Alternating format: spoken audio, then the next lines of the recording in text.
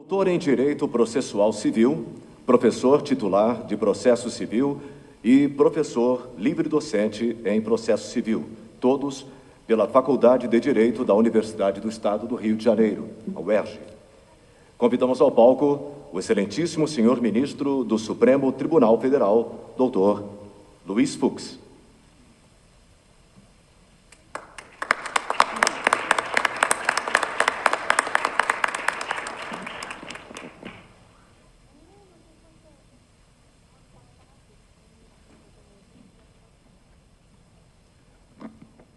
Bom, muito boa noite a todos.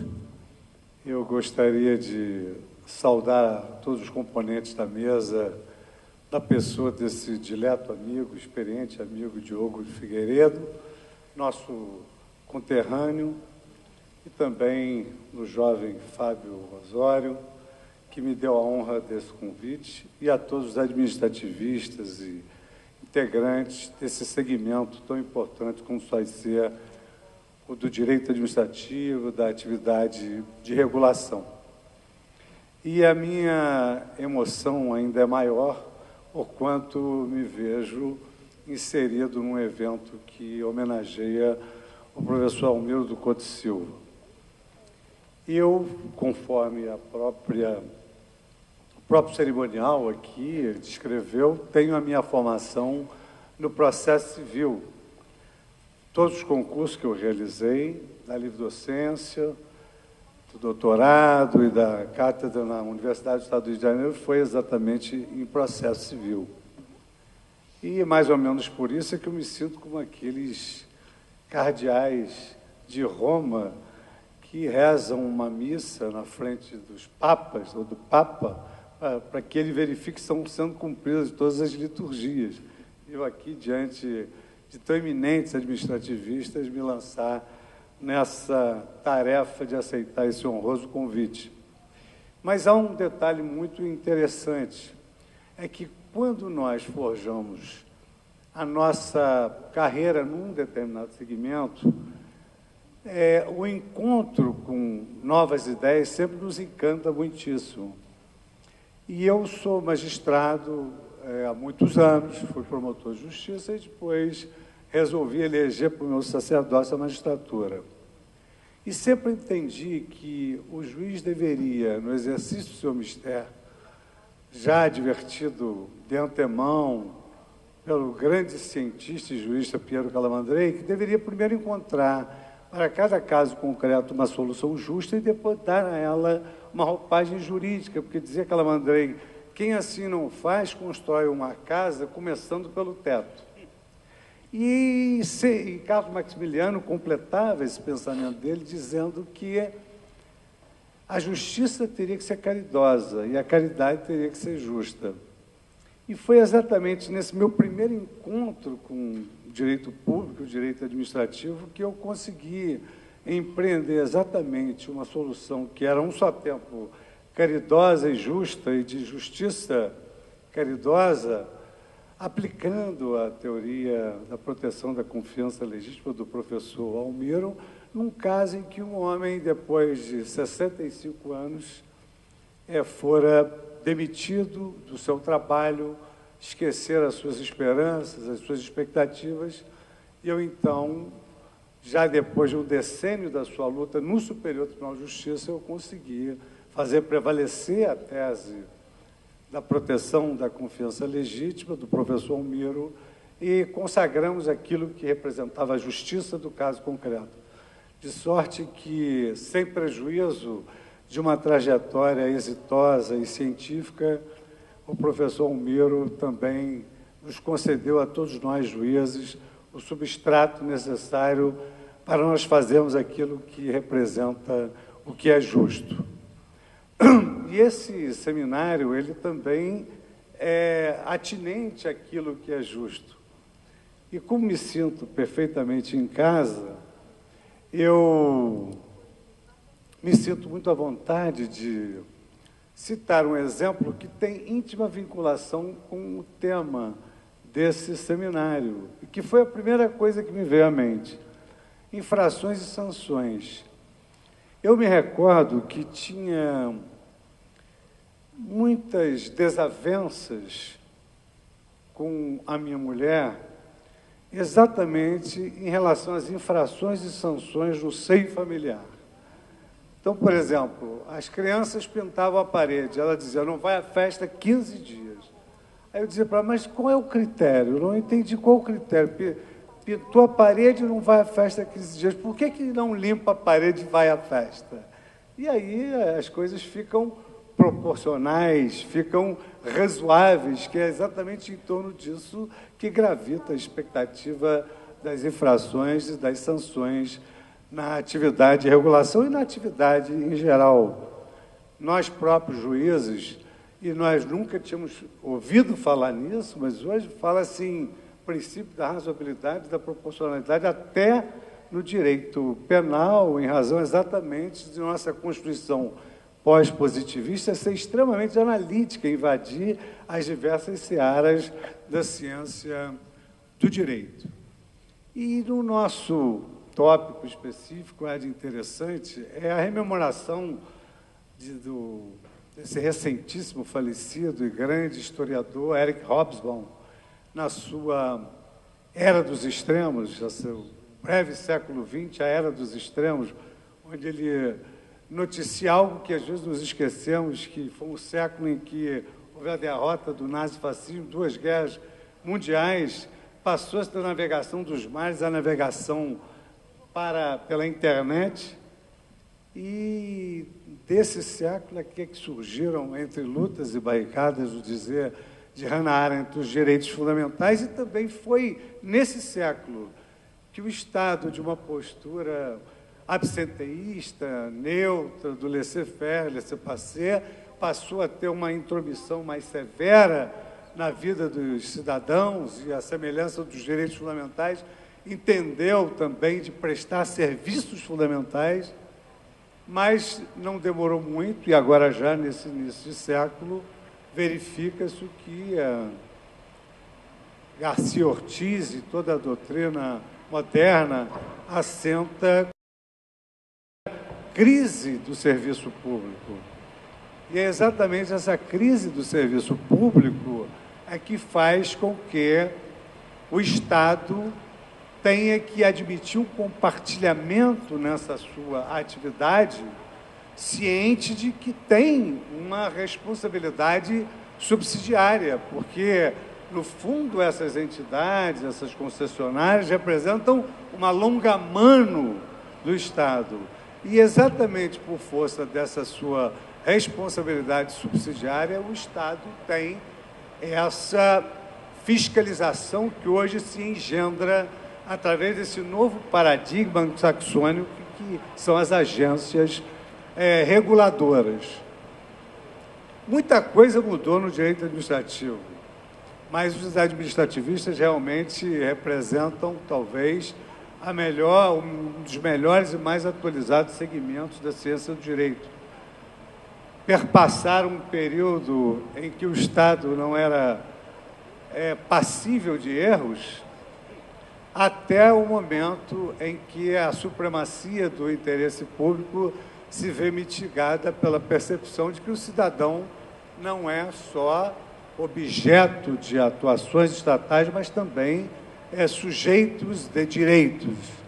Então, hoje, nesse novo paradigma do direito administrativo, nessa nova lógica de poder, as agências reguladoras realmente representam um importante coadjuvante na prestação dos serviços públicos e na fiscalização e na intervenção em prol da eficiência dessa atividade que visa atender a toda a coletividade. E, evidentemente, que influenciado por essa minha formação processual, eu, além de admirar uma atuação enfática no âmbito da normatividade secundária das agências reguladoras, da eficiência dessa atuação, eu também observo que as agências reguladoras elas são muito importantes para os magistrados na solução de problemas judiciais que dizem respeito à própria especialização delas. Imagine, Diogo, que eu, no Superior Tribunal de Justiça, fui instado a decidir uma causa sobre fidelização de telefonia. Eu que sempre imaginei que fidelidade fosse um sentimento intuito personae, até porque aprendi desde a faculdade que as pessoas físicas não falam, não andam, não amam, que não haveria essa questão da fidelização, da fidelidade para com determinada pessoa jurídica.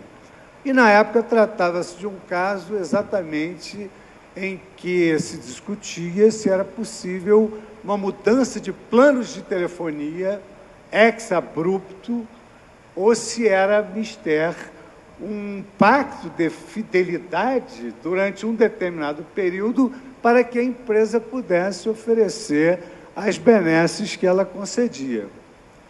Mas, num primeiro momento, eu me deparei com uma certa perplexidade dessa fidelização, dessa fidelidade com uma pessoa jurídica.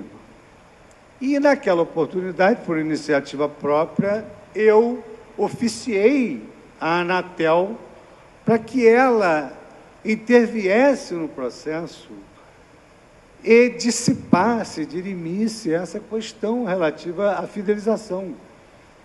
Como que funcionando como um superperitorum para esclarecer o juízo de alguns aspectos desse conhecimento enciclopédico que se presume que os juízes tenham, mas eles efetivamente não têm. E aí, exatamente depois desse exemplo e de um outro exemplo sobre potência de energia reservada que o IME esclareceu no processo, é que nós entendemos, no âmbito do processo civil, inclusive vejo aqui o Bruno Dantas, foi meu companheiro de comissão, nós entendemos de prestigiar de maneira oblíqua as agências reguladoras na qualidade de amite curiae dos juízes.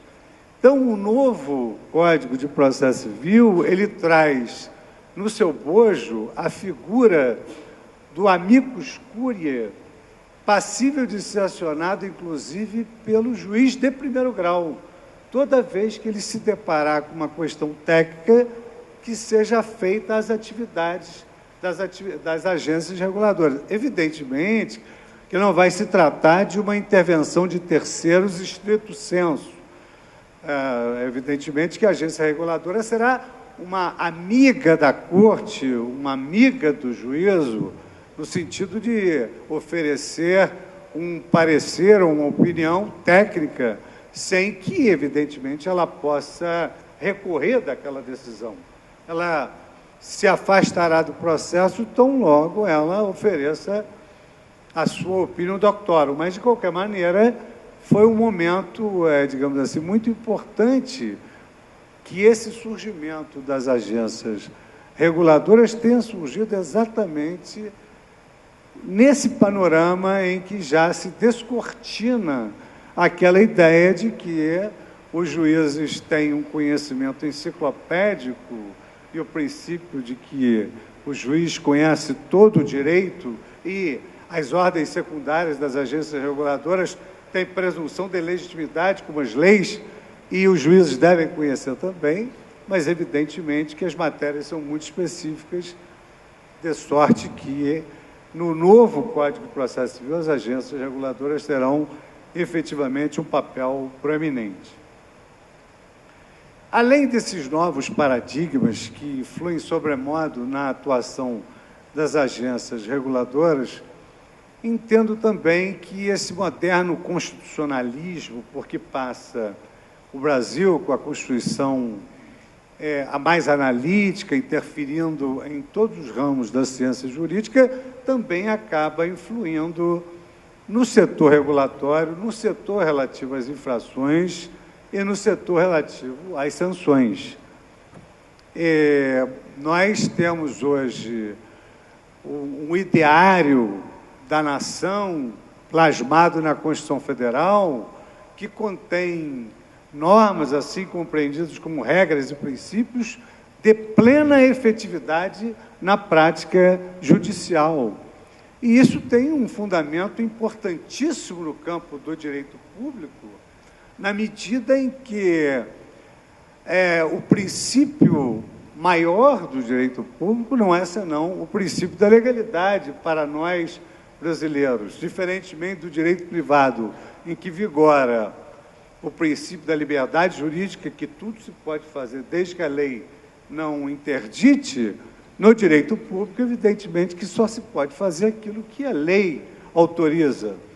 E as agências reguladoras têm sido pródigas em emitirem ordens normativas que orientem exatamente os setores regulados. Então, a nossa Constituição Federal brasileira, ela inaugura, digamos assim, a sua regulação do direito público a partir do princípio da legalidade, segundo o qual ninguém pode ser instado a fazer ou deixar de fazer algo senão em nome da lei, por força da lei. E isso para nós parece muito claro. Mas eu me recordo, Fábio, que nós recebemos do Superior Tribunal de Justiça o presidente da Corte de Cassação italiana, e um homem bastante espirituoso. Num debate sobre o princípio da legalidade, nós dissemos qual era a feição nossa do direito brasileiro. E ele, então, nos disse, não, mas isso não é algo assim unívoco. Isto não é unívoco. Por exemplo, na França é permitido fazer tudo, salvo o proibido em lei. Na Itália, por exemplo, na Alemanha, não é possível fazer nada, salvo o permitido na lei. Na Itália, pode fazer tudo, inclusive o que é vedado na lei. E na União Soviética, na Rússia, não se pode fazer absolutamente nada, inclusive o permitido na lei. Nós temos, assim, uma percepção um pouco mais correta do princípio da legalidade, que é o princípio reinante, inclusive no tocante às infrações e às sanções. Todos os senhores aqui presentes, administrativistas de escola, sabem perfeitamente que a proporcionalidade, a razoabilidade, na dicção dos melhores doutrinadores, como são Vossas Excelências, representam um desdobramento do princípio da legalidade. O que não é razoável é ilegal. O que é desproporcional é ilegal.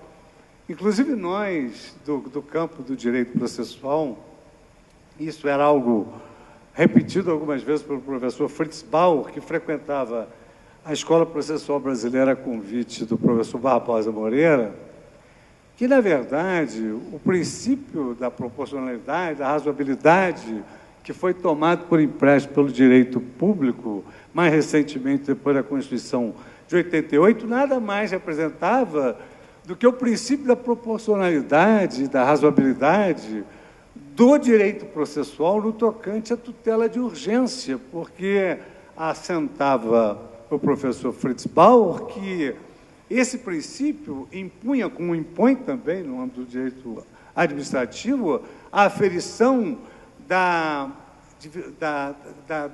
liceidade do sacrifício de um interesse em detrimento de outro. Então, nós, juízes, empreendemos esse tipo de raciocínio. O que será pior? Deferir ou não deferir a liminar? Fala-se em perigo in more inverso. E no âmbito da regulação, que é importantíssimo até para a evolução e o crescimento econômico do Brasil, quando participávamos da Corte Especial do Superior Tribunal de Justiça na análise de sentenças estrangeiras, que absorveu essa competência depois da Constituição e da Emenda 45, aduzimos aos laudos estrangeiros, era muito importante para nós observarmos o risco Brasil, porque as agências reguladoras, elas preservam esse risco na medida em que um investidor estrangeiro não pode acudir ao nosso cenário para oferecer pontes de evolução e de crescimento econômico e ser surpreendido, eventualmente, por uma alusão a rebus sextantibus. Eu, certa feita, tive imensa dificuldade de explicar a alguns professores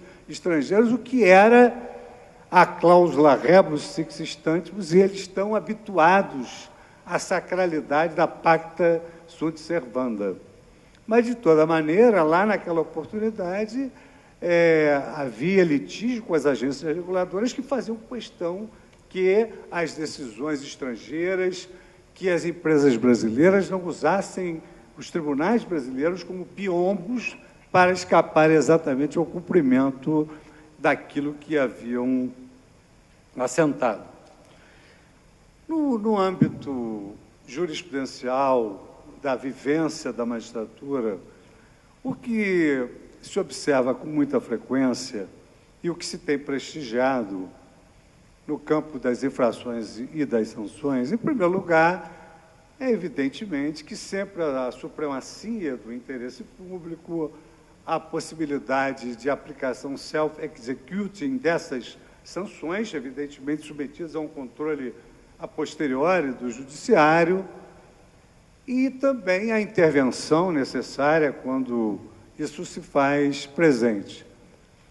Por outro lado,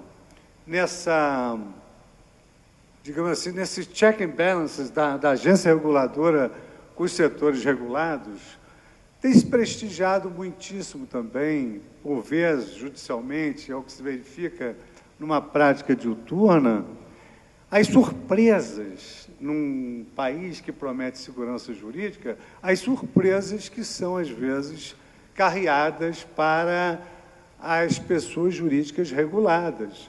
Porque algo diverso é uma área extraordinária que tenha surgido fora daquele ambiente objetivo onde nascera o negócio jurídico, o empreendimento. E outra coisa é um mau negócio. O mau negócio faz parte do risco da atividade.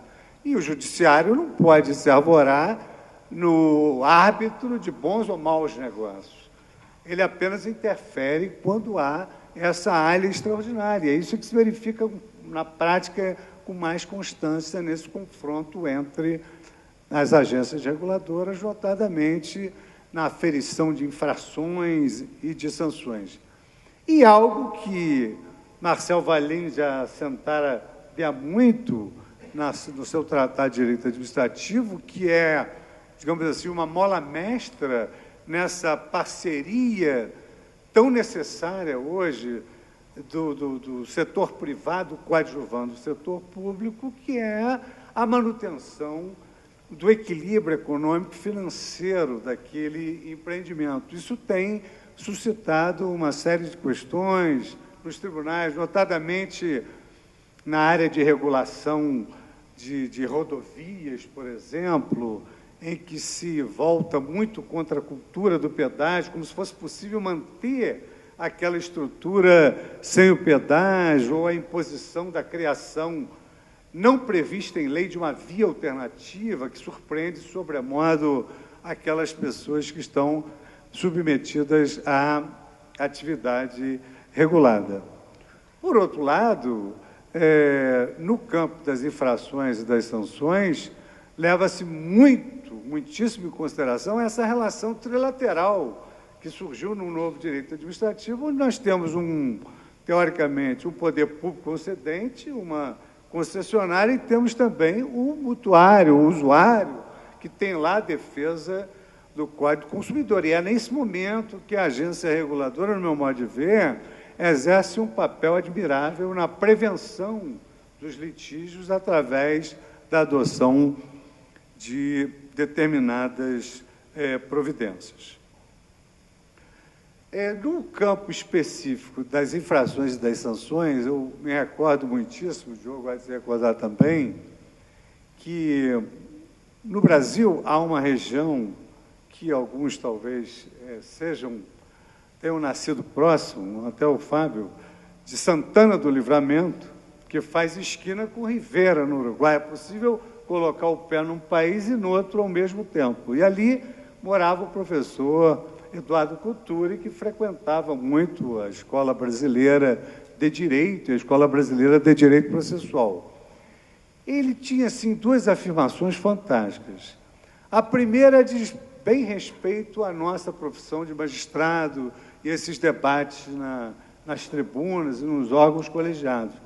Dizia ele que, no Brasil, as coisas se passavam de uma maneira muito interessante. Um homem se enamorava de uma ideia e outro de outra e discutiam com grande cultura e estupidez. E é verdade que o que se verifica hoje nos tribunais, talvez pela paixão e talvez por alvedrio da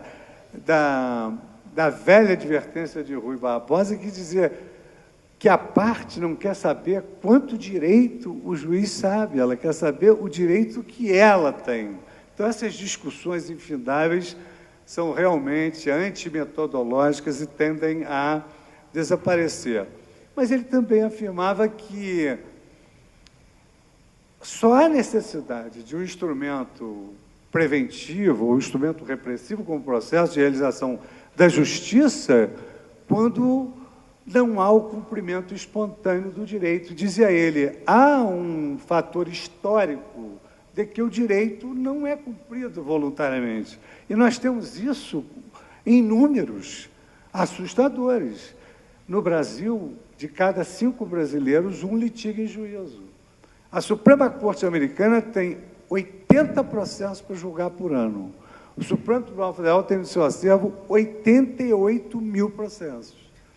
O Superior Tribunal de Justiça da Alemanha tem 3 mil processos e se preocupa, sobremodo, com a duração razoável dos processos. O Superior Tribunal de Justiça tem 262 mil processos.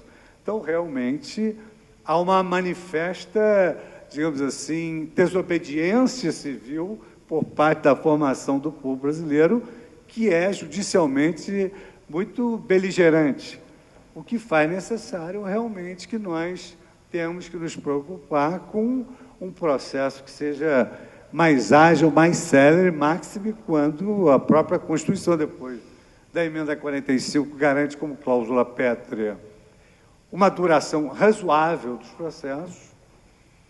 Nós não sabemos o que é razoável, mas sabemos o que não é razoável.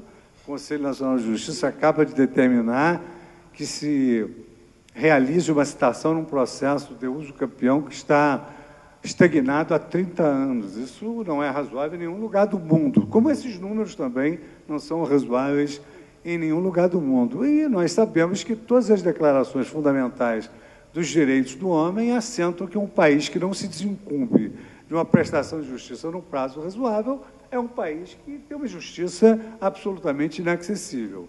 Então, temos que mudar a metodologia para tentarmos, para a advertência do professor Cotturi, e para defender algo do nosso interesse, do professor Bruno aqui também, temos que ter um novo Código de Processo Civil, que já está tramitando, já foi aprovado no Senado e agora está na Casa do Povo, que aí fica um pouco mais complicado, porque surgem muitos especialistas, e aí nós não conseguimos aprovar as leis com essa facilidade.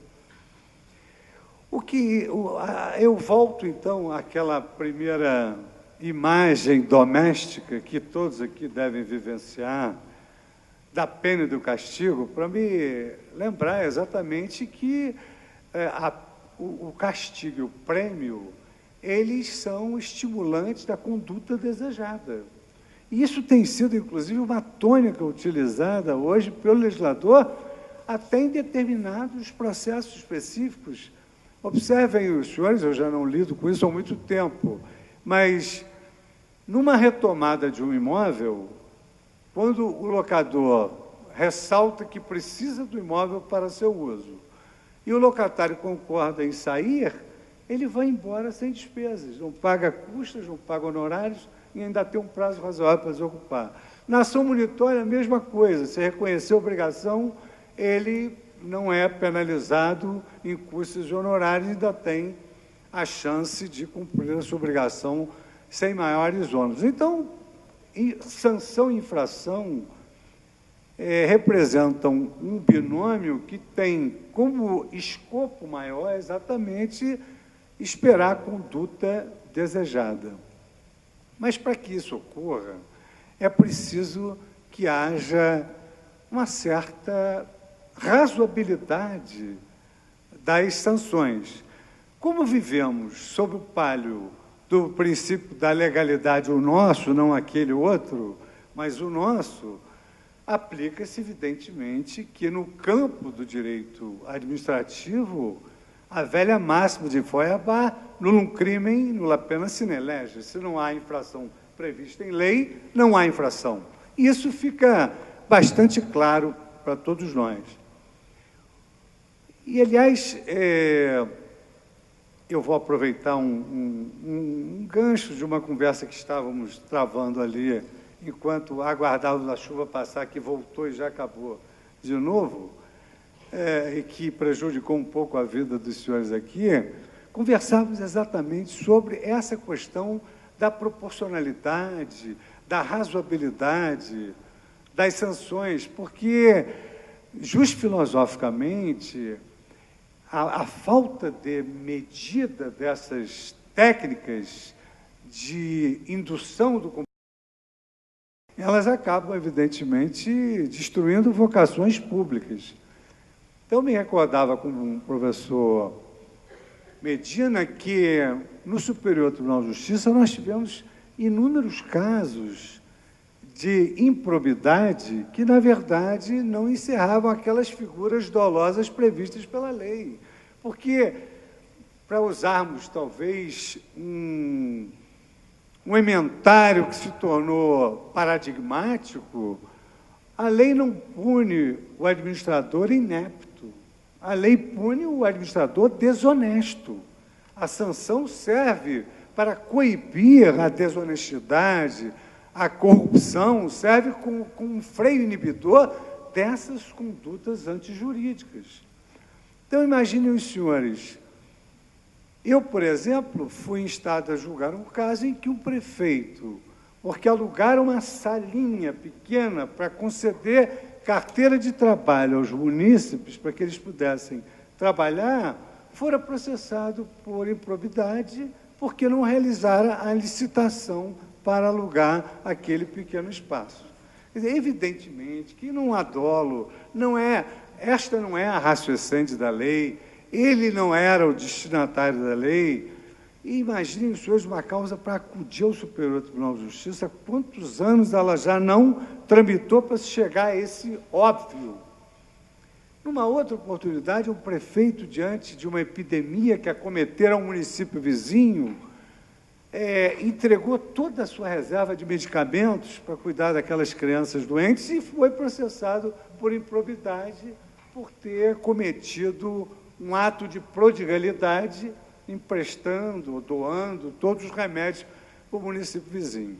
Então, esses e outros casos, eles denotam exatamente quão importante, máximo no campo da regulação, que haja razoabilidade e que haja proporcionalidade nessas sanções.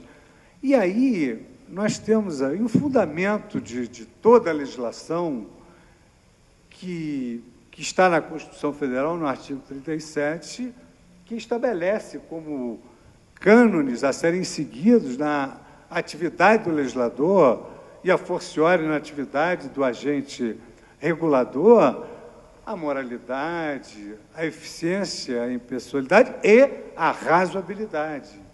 Dirão alguns, como já disseram várias vezes, mas o que é razoável? O professor Afonso Queiroz afirmava, por vezes não se chega ao conceito por afirmação, mas sim por negação. Sabe-se o que não é razoável. Me lembro que o professor Barroso, certa feita, citou um exemplo de que o prefeito tinha poderes e competências para cercar uma praça pública, mas o fizera com cerca de arame farpado, eletrificado. Quer dizer, foi ao excesso da exação e da suposta competência que, no fundo, revelou uma manifesta incompetência.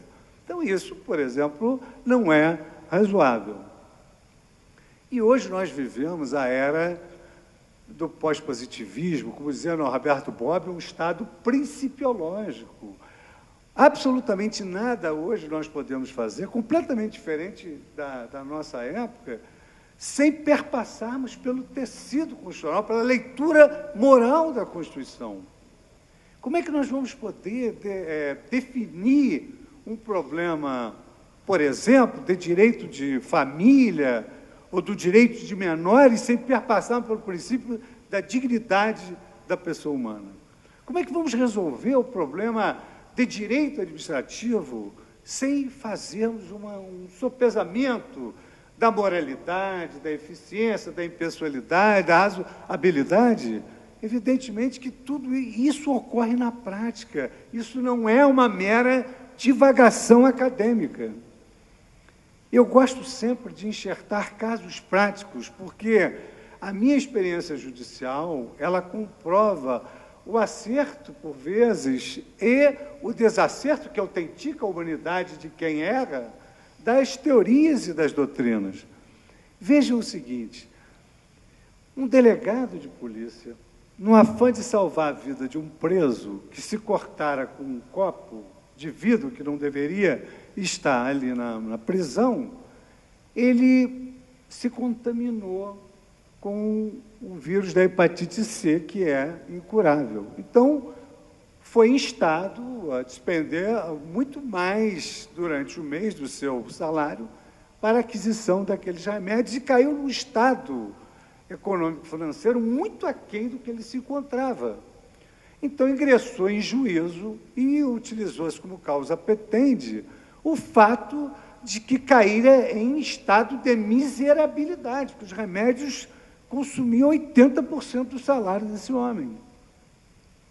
Imaginem, os senhores, que esse delegado peregrinou durante mais de 10 anos, recolhendo a improcedência do seu pedido, sob a invocação positivista que não construiu nada nesse mundo jurídico, a não ser levar os juízes para os quarteirões da Baviera, e, com base no positivismo, decidiu-se que ele não era juridicamente miserável porque ele não ganhava os salários mínimos indicados pela lei de assistência gratuita. Ora, o que ele estava afirmando é que alguém era responsável por ele ter decaído daquele estado econômico-financeiro. E nós, então, no Superior Tribunal de Justiça, fazendo uma leitura moral da Constituição Federal e perpassando a legislação infraconstitucional pelo tecido normativo da Constituição, nós chegamos à conclusão de que violava o princípio da dignidade da pessoa humana legar a própria sorte àquele homem que salvara a vida alheia. E isso ocorre em todos os campos. No campo do direito administrativo, por exemplo, será que obedece à dignidade da pessoa humana retirar uma criança do colégio no meio do semestre que os pais não pagaram a matrícula? Evidentemente que isso se resolve à luz também do princípio da dignidade da pessoa humana, e várias outras questões se resolvem à luz do princípio da impessoalidade. Quantos concursos são anulados e quantos editais são anulados exatamente por infração ao princípio da impessoalidade? Agora, evidentemente que o constitucionalismo moderno não deixa, a mais tênue dúvida, nem os precursores dos princípios, Dworkin, Alexis, o nosso estimado Humberto Ávila, nunca negaram que a Constituição tem princípios e tem regras. E, evidentemente, que, diante de uma regra constitucional, não se pode fazer superá-la o princípio. Eu, por exemplo, experimentei na própria carne, com 15 dias de Supremo Tribunal Federal, algo extremamente danoso para o nosso estado de espírito. Tratava-se de interpretar, quase que literalmente, muito embora seja a mais odiosa das interpretações, mas em clara e cessa interpretácio. E o artigo 16 da Constituição Federal estabelecia que, no ano da eleição, não é possível mudar a regra do jogo, porque todo mundo já se preparou e já providenciou tudo quanto deveria ter providenciado. Só que havia uma corrente que entendia que o superprincípio da moralidade administrativa sobrepunha-se a um artigo legal. Concordo, sobrepõe-se, faz-se até uma interpretação teleológica sistêmica e aplica-se o princípio constitucional, fazendo-se esse confronto entre a legislação e a Constituição. Agora, entre uma regra constitucional e um princípio constitucional, evidentemente que o princípio cede à regra, porque é uma cláusula que previa a anualidade da modificação da legislação eleitoral. Hoje, para mim, é claríssimo falar nisso. Na época, eu que era juiz de carreira e fui criado por um pai imigrante, exigente, e que, graças ao bom Deus, eu tive equipamento para responder às exigências dele, que Deus o tem em bom lugar, mas ele era muito exigente, eu nunca tinha convivido com aquele desagrado popular. Era absolutamente impossível para mim fazer uma leitura da carta dos leitores sobre a minha decisão de prestigiar o artigo 16 e o princípio da moralidade administrativa. Só que, juridicamente, ou nós somos guardiões da Constituição, ou então nós vamos ter que dar só aso àquilo que a opinião pública pretende ouvir. Então, o magistrado, ele deve contas ao povo, mas ele tem que ter a sua independência diante da letra da Constituição, tem que defender a Constituição Federal. E, evidentemente, cada um tem a sua crença, cada um tem a sua fé, e Deus foi tão bom para mim que, no ano seguinte, me entregou de bandeja a declaração da constitucionalidade da lei da ficha limpa para o ano vindouro. E aí eu pude, evidentemente, me redimir com os meus leitores, que eu não sabia que tinha tantos assim, e o instinto que eles nutriam por mim. Bom, no plano de análise da razoabilidade, num primeiro momento, é preciso que haja uma razoabilidade intrínseca da própria infração prevista. Quer dizer, fala-se em razoabilidade interior, ou seja, na própria lei, o meio e os fins têm que ser proporcionais. Então, eu me recordo de um caso, aqui cito sempre casos emblemáticos, que são casos interessantes, porque ocorreram num determinado local e podem não ter ocorrido no outro. Mas, por exemplo, um determinado estado proibiu-se a aquisição de medicamentos pelo telefone. E proibiu-se a aquisição de medicamentos pelo telefone porque pessoas compravam medicamentos que não poderiam ser adquiridos pelo telefone. Bom, mas há medicamentos que podem ser adquiridos pelo telefone. Há alguns anódinos que podem ser adquiridos pelo telefone. Então, aquela regra, no afã de regular o mercado farmacêutico, ela não apresentava uma razoabilidade intrínseca, que é o primeiro plano de análise. É verificar se a infração é razoável, se ela é tipificada de forma razoável. E ali verificou-se, como os senhores estão verificando agora, que não havia razoabilidade nessa interdição genérica. Porquanto, nesse caso, por exemplo, havia alguns remédios que precisavam ser adquiridos por telefone, até por incapacidade de as pessoas se locomoverem até a farmácia. Noutra oportunidade, nos deparamos com um caso em que se proibia as farmácias da venda de seringas.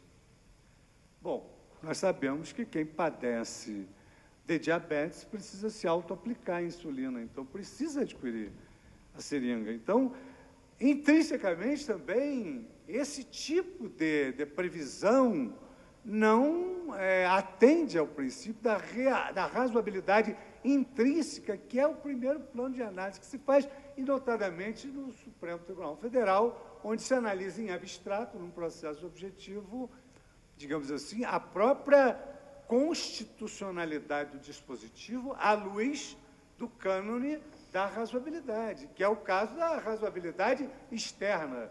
Quer dizer, além disso tudo, é preciso que as infrações e as sanções elas não esbarrem no texto constitucional. Eu recordo, por exemplo, uma súmula antiquíssima, também não vou dizer que é da minha época, mas é uma súmula antiquíssima, a súmula 70, que veda a interdição de estabelecimentos como meio de cobrança de tributos, porque isso não perpassa pelo cânone da razoabilidade. Vamos dizer assim, numa subdivisão clássica, doutrinária, mais simplificadamente enunciada, até por Alex, Dworkin, Ávila e todos os autores que escrevem sobre os princípios, a razoabilidade, ela, na sua estrutura interna, ela se subdivide em adequação, em necessidade e em proporcionalidade. Talvez esse seja um elemento um pouco mais complicado, porque ele talvez dependa dos anteriores.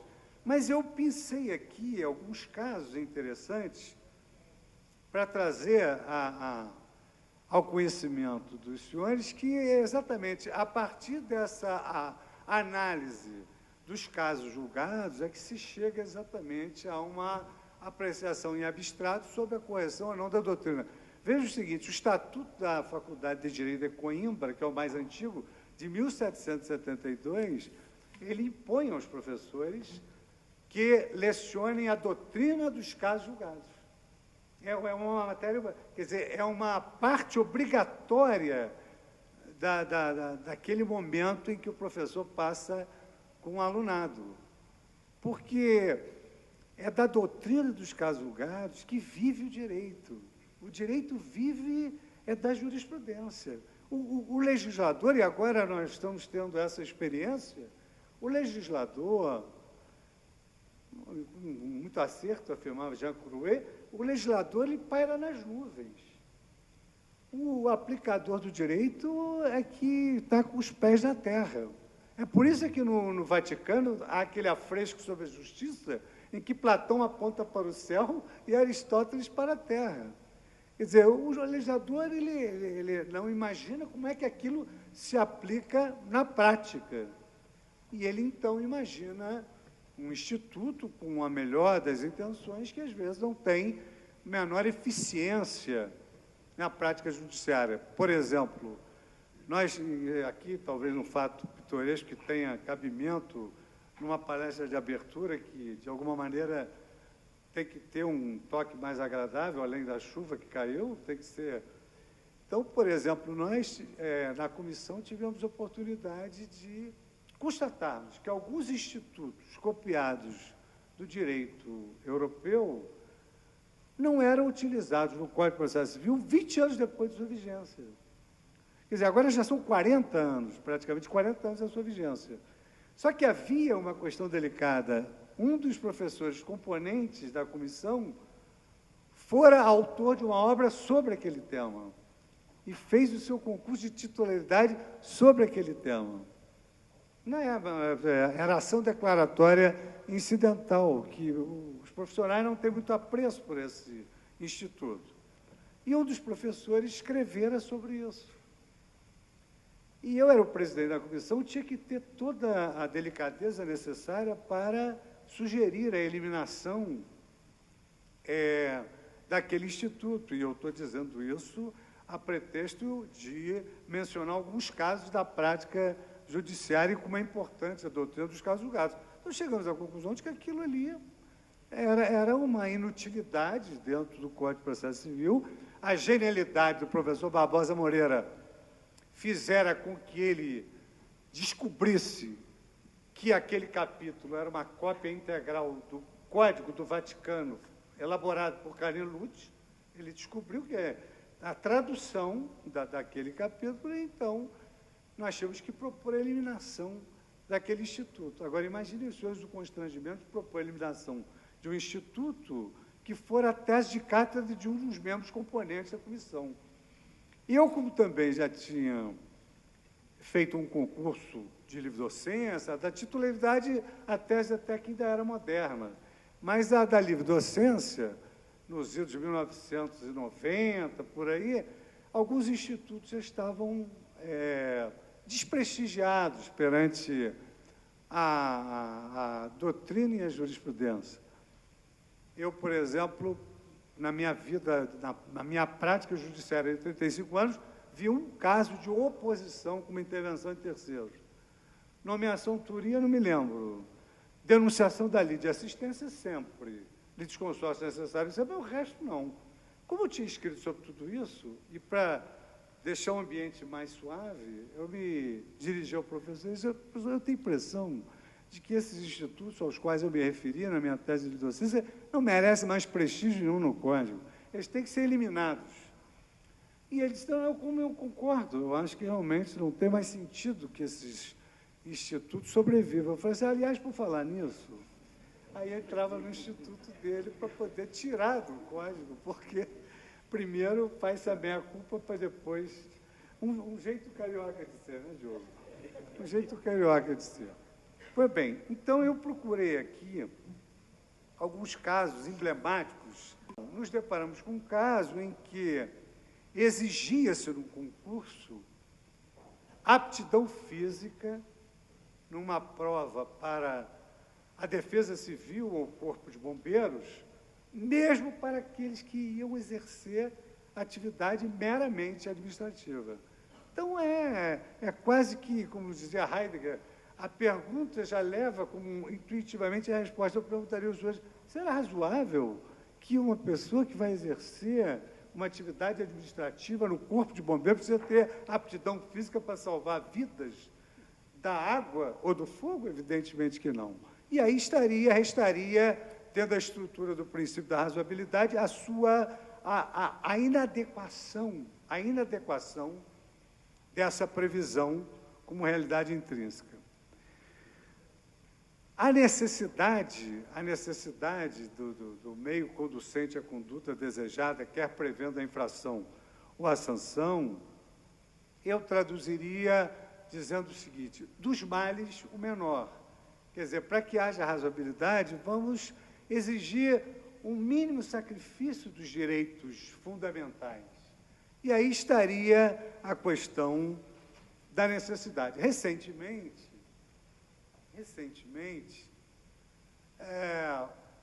a agência reguladora de telefonia, se não me falha a memória, e também a agência reguladora de saúde, Anvisa, determinou que algumas empresas se organizassem antes de lançarem novos planos de telefonia e novos planos de saúde. Isto é razoável. Isto, dos males, é o menor. Não mandou fechar a empresa. Mandou que ela se adaptasse às exigências, tendo em vista, naquela relação trilateral, agência reguladora, segmento regulado e usuário, que aquela medida era uma medida necessária, um mínus diante dos reclamos dos usuários dos serviços. A proporcionalidade, ela, para alguns, por exemplo, imagine, para o professor Alexis, ela depende da fusão, da necessidade da adequação. Mas há autores que exemplificam essa proporcionalidade, que é um dos componentes da estrutura interna da razoabilidade, através de exemplos interessantes. E que, digamos assim, são exemplos da nossa vida diuturna. Não sei se os senhores sabem que trava-se hoje nos tribunais uma demanda sobre se é legítima a venda em lojas de conveniência de postos de gasolina de remédios anódinos. Normalmente aqueles que curam a ressaca, porque a garotada fez dos postos de conveniência um point. Então, eles já chegam ali, não para colocar gasolina nem álcool, já colocaram álcool antecipadamente. E ali tem aqueles remédios anódinos, aqueles engolves da nossa época, que hoje tem coisas muito mais modernas. Pois bem, Às vezes, esses postos de gasolina, nessas lojas de conveniência, eles excedem. Eles vendem medicamentos que ultrapassam alguns limites médicos, causam alguns efeitos que superam os benefícios. E, então, há razoabilidade se houver uma, vamos dizer assim, modulação do que é passível de ser alienado nesse estabelecimento.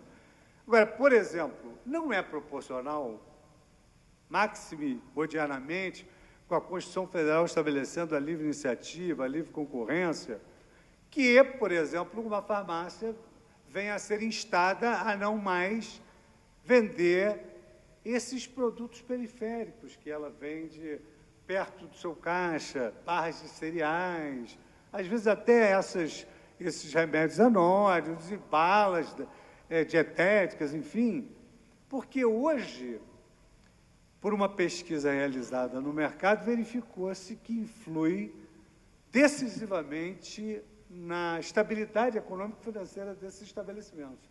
Alguns têm, nessa parcela de venda de produtos periféricos, a grande expressão do seu faturamento. É claro que isso tem que ser avaliado pela agência reguladora, porque nós nos valemos da agência reguladora como amigos cúria.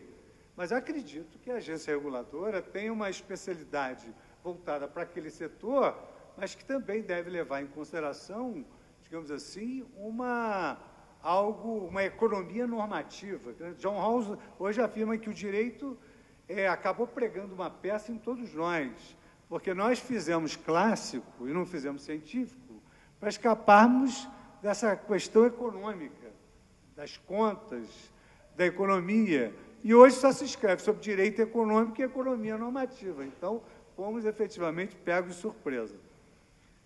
Quando nós tratamos do concurso da Ordem dos Advogados do Brasil, para quem tiver mais interesse, no recurso extraordinário 603583 do Rio Grande do Sul, houve ali, de nossa parte, uma extensa remissão a essas conotações do princípio da razoabilidade em relação às infrações e às sanções, mesmo que não considerássemos a Ordem dos Advogados como uma agência reguladora, muito embora ela tenha ali alguns pontos de contato com a natureza autárquica, com alguns requisitos para o seu ingresso e outras coisas. Eu trouxe aqui alguns acordos para leitura, mas isso não faz parte do meu estilo. Eu gosto sempre de olhar para as pessoas e, sempre que possível, o tema permite, ser breve, porque eu sempre tive a má impressão daqueles expositores que dizem que, por fim, e aí alguns colocam um relógio no ouvido para ver se não quebrou, porque não é possível que o expositor tenha dito que já estava terminando e não terminou. Mas, efetivamente, eu estou terminando, não sem antes agradecer a esse convite honroso que me foi formulado, esse auditório tolerante, e dizer que, na verdade, na essência, a conjugação das infrações e das sanções, do prêmio e do castigo, na verdade, na essência, representa uma questão de justiça. Uma questão de justiça. E assim como nós perguntamos o que é razoável, nós podemos perguntar, mas o que é justiça? O que é justo? E eu me recordo que me encantei muito cedo pela obra de Kelsen, que, a pretexto de escrever sobre a justiça, elaborou uma vida inteira dedicada à justiça, escreveu O Sonho da Justiça, A Ilusão da Justiça, O Império da Justiça, e terminou a sua vida escrevendo O que é a justiça. E dizia ele, o importante não é nós sabermos a resposta, é nós não pararmos de perguntar, que é exatamente isso que nós estamos fazendo aqui hoje. Muito obrigado pela atenção com que me brindaram.